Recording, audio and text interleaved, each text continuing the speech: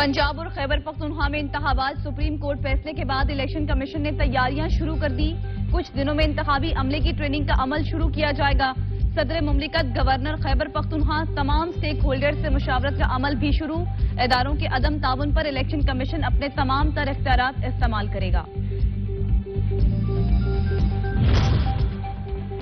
Chairman PTI Imran Khan इंतखाबी मुहिम की क़यादत संभालने के लिए सड़कों पर आने को तैयार। डॉक्टर्स ने इमरान खान को सियासी सरगर्मियों के लिए ग्रीन सिग्नल दे दिया।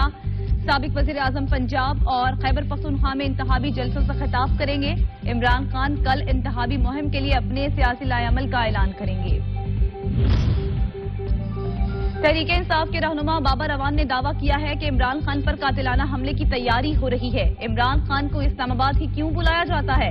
इस्लामाबाद कचहरी में एक कत्ल नहीं हुआ, कई कत्ल हुए, मगर कातिल का पता नहीं चला। इमरान खान को सिक्योरिटी के हवाले से तनहा किया जा रहा है। मैं सियासी बयान नहीं दे रहा, मजबूर होकर लोगों को आगाह कर रहा हूं।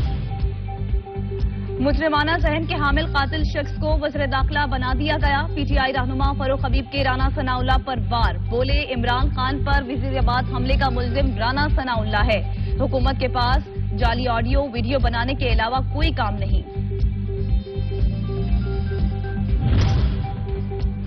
वज़ीर आला सिंध मुराद अली शाह कहते हैं कि हम मुआशी बहरान से गुजर रहे हैं। बार बार वजारत खजाना बदलने वालों ने IMF की सख्त शराइत कबूल की।